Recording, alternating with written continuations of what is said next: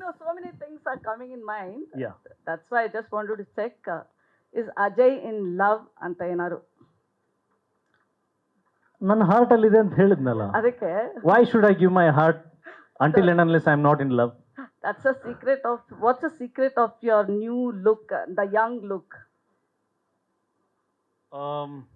ಅಲ್ಲ, ಮೊದಲನೇ ವಿಚಾರ ನಾನು ಹೇಳ್ಬಿಡ್ತೀನಿ. Heroine name Brinda Acharya and Krishna Ajay Rao. ಈ ಹಿಂದೆ ಎಂದೆಂದಿಗೂ ಸಿನಿಮಾದಲ್ಲಿ ಫಸ್ಟು ನಂದು ಮತ್ತು ರಾಧಿಕಾ ಪಂಡಿತ್ ಅವ್ರದ್ದು ಹೆಸರು ಆ್ಯಡ್ ಆಗಿತ್ತು ಎಂದೆಂದಿಗೂನಲ್ಲಿ. ಆ್ಯಂಡ್ ಸೆಕೆಂಡ್ ಟೈಮ್ ರಿಪೀಟ್ ಆಗಿದ್ದು ಲವ್ ಯು ರಚು ಸಿನಿಮಾದಲ್ಲಿ ಕೃಷ್ಣ ಅಜಯ್ ರಾವ್ ಆ್ಯಂಡ್ ರಚಿತಾ ರಾಮ್ ಅಂತ. ಈ ಸಿನಿಮಾದಲ್ಲಿ ಪರ್ಟಿಕ್ಯುಲರ್ಲಿ ನಾನೇ ಹೇಳಿದ್ದು ಬೃಂದಾ ಅವ್ರ ಹೆಸರನ್ನು ಹಾಕಿ ಆ್ಯಂಡ್ ಬೃಂದಾ ಅವ್ರ ಹೆಸರು ಫಸ್ಟಿಗೆ ಬರಲಿ ಅಂತ. ಇವರು ಕೂಡ ಒಂದು ಇಂಟರ್ವ್ಯೂನಲ್ಲಿ ಒಂದು ಒಳ್ಳೆ ಮಾತು ಹೇಳಿದರು, ಅಂದರೆ ಇಟ್ ಶುಡ್ ಗೆಟ್ ನಾರ್ಮಲೈಸ್ಡ್. ಈಗ ನಾವು ಎಲ್ಲ ಕಡೆ ವುಮೆನ್ ಎಂಪವರ್ಮೆಂಟ್ ಬಗ್ಗೆ ಮಾತಾಡ್ತೀವಿ, ಸಾಮಾನ್ಯತೆ ಬಗ್ಗೆ ಮಾತಾಡ್ತೀವಿ. Why not? ಈಗ ಪಾರ್ಟ್ನರ್ ಅಂತ ಹೆಸರಿಟ್ಟಾಗ ಬರೀ ಕೃಷ್ಣ ಅಜಯ್ ರಾವ್ ಇನ್ ಪಾರ್ಟ್ನರ್, ಯಾರ ಜೊತೆಗೆ? ಸೊ ಪಾರ್ಟ್ನರ್ ಅನ್ನೋ ಸಿನಿಮಾ ಆಗಿರೋದು not only by hero and heroine together they play partners. So ಹಾಗಾಗಿ ನನಗೆ ಎಷ್ಟು ಆದ್ಯತೆ ಇದೆಯೋ ಹೀರೋಯಿನಿಗೂ ಅಷ್ಟೇ ಇರಬೇಕು. ಆಮೇಲೆ ಐ ಥಿಂಕ್ ಇದೊಂದು ಟ್ರೆಂಡ್ ಕ್ರಿಯೇಟ್ ಆಗಲಿ, ಹೀರೋಯಿನ್ ಫಸ್ಟ್ ಅವ್ರ ಹೆಸರು ಹಾಕೋದು. Why not? Like the placement ಬರೀ ಬೇಕು ಅಂತಾನೆ ಮಾಡಿದ್ದು, ಅವ್ರ ಹೆಸರು ಫಸ್ಟ್ಗೆ ಹಾಕ್ಲಿ ಅಂತ. ಅದೊಂದು ಟ್ರೆಂಡ್ ಕ್ರಿಯೇಟ್ ಆಗಲಿ. ಅವ್ರ ಕ್ಯಾರೆಕ್ಟರ್ ಅಷ್ಟೇ ಸ್ಟ್ರಾಂಗ್ ಆಗಿರುತ್ತಾ? 100%. ಅಲ್ಲ, that is why it is partner. Partner ಅಂದ್ರೆ ಸಮಾನತೆ ಇದ್ರೆ ಮಾತ್ರ ಅದು partner.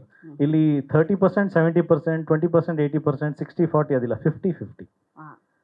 And one of the, ಅಂದ್ರೆ ಅಜಯ್ ರಾವ್ ಪ್ರೀವಿಯಸ್ ಸಿನಿಮಾಸ್ ಅಲ್ಲಿ ಜಾಸ್ತಿ ಕಾಣಿಸ್ಕೊಳ್ಳಿಲ್ಲ ಪ್ರಮೋಷನ್ಸ್ಗೆಲ್ಲ, ಬಟ್ ಪಾರ್ಟ್ನರ್ ಅಂತ ಬಂದ ತಕ್ಷಣ you had a special reason to be here.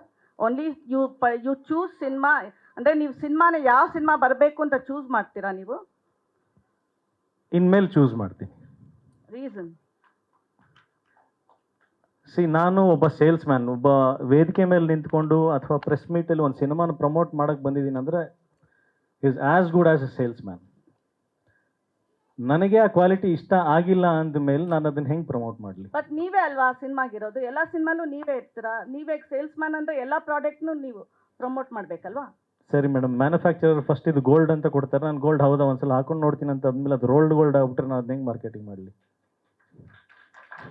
But ನೀವು ತಗೊಳ್ಬೇಕಾದ್ರೆ ರೋಲ್ ಗೋಲ್ಡ್ ಅಂತ ನೀವು ಥಿಂಕ್ ಮಾಡಿ ತಗೋತೀರಾ? ಹೌದು, ನನಗೂ ಹಂಗೆ ಹೇಳಿರ್ತಾರೆ ಇದು ಗೋಲ್ಡ್. ನಾವು ಈಗ ಅವ್ರಿಗೆ ಗೊತ್ತಿರುತ್ತೆ ಬೆಸ್ಟ್ ಸೇಲ್ಸ್ ಮ್ಯಾನ್, ಈ ಗೋಲ್ಡ್ ಇವ್ನು ಹಾಕೊಂಡು, ಈ ಪೆಂಡೆಂಟ್ ಇವ್ನು ಹಾಕೊಂಡ್ರೆ ಸೇಲ್ ಆಗುತ್ತೆ. ಬೇರೆ ಬೇರೆ ಆರ್ನಮೆಂಟ್ ಹಾಕೊಳ್ಳೋಕೆ ಬೇರೆ ಬೇರೆ ಅಂದರೆ ಅದಕ್ಕೆ ಆದಂಥ ಹೀರೋಗಳಿದ್ದಾರೆ ಸೂಟ್ ಆಗುತ್ತೆ. ಅಂದರೆ ಎಲ್ರಿಗೂ ಒಂದೊಂದು ಆರ್ನಮೆಂಟ್ ಸೂಟ್ ಆಗುತ್ತೆ. ಕೆಲವೊಬ್ರಿಗೆ ಸುತ್ತಿಗೆ ಸೂಟ್ ಆಗ್ಬೋದು, ಕೆಲವೊಬ್ರಿಗೆ ಮಚ್ಚ ಸೂಟ್ ಆಗ್ಬೋದು, ಕೆಲವೊಬ್ರಿಗೆ ಹಾರ ಸೂಟ್ ಆಗ್ಬೋದು, ಕೆಲವೊಬ್ರಿಗೆ ಕಿರೀಟ ಸೂಟ್ ಆಗ್ಬೋದು. ಒಬ್ಬೊಬ್ಬರಿಗೆ ಎವ್ರಿಥಿಂಗ್ ಇಸ್ ಫೇರ್. ಸಿನಿಮಾದಿಗೆ ಎಲ್ಲ ಕ್ಯಾಟಗರೀಸು ಬೇಕು. ಎಲ್ಲ ಥರದ ಸೇಲ್ಸ್ ಮ್ಯಾನ್ ನಮ್ಮಲ್ಲಿದ್ದಾರೆ. ಈ ಪ್ರೀತಿ ಅಂತ ಬಂದಾಗ ನಾನು ಒಂದು ಬೆಸ್ಟ್ ಸೇಲ್ಸ್ ಮ್ಯಾನ್. ಸ್ಟಾರ್ಟಿಂಗಲ್ಲಿ ಸರ್ ಇದು ಗೋಲ್ಡ್ ಇದು ಅಂತ ನನಗೆ ಹೇಳ್ತಾರೆ, ನಾನು ಹೌದಾ ಅಂತ ನಂಬಿಟ್ಟಿರ್ತೀನಿ.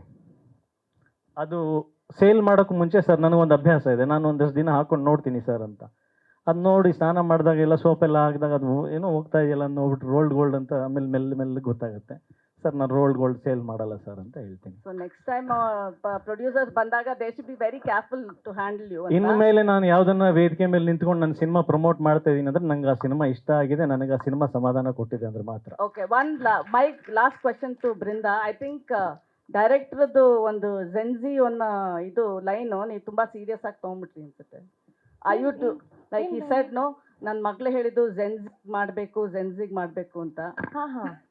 You have taken it seriously. For sure, of course, ಕತೆ ಶಿವ್ ತೇಜಸ್ ಸರಿಂದೇನೆ ಅವರು ಮಗಳಿಂದ ಇನ್ಸ್ಪಿರೇಷನ್ ತಗೊಂಡು ಕಥೆನ ಬರೆದ್ರು.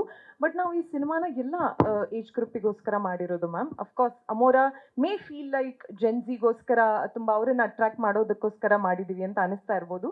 But as a whole cinema ಅಂತ ತಗೊಂಡ್ರೆ ಅಪ್ಪ ಅಮ್ಮ ಅಜ್ಜ ಅಜ್ಜಿ ತಂಗಿ ಅಣ್ಣ ಮಕ್ಕಳು ಎಲ್ಲರ ಜೊತೆಗೆ ಕೂತು ನೋಡುವಂಥ ಸಿನಿಮಾ ಇದು. ಅಜಯ್ ಸರ್. ಸರ್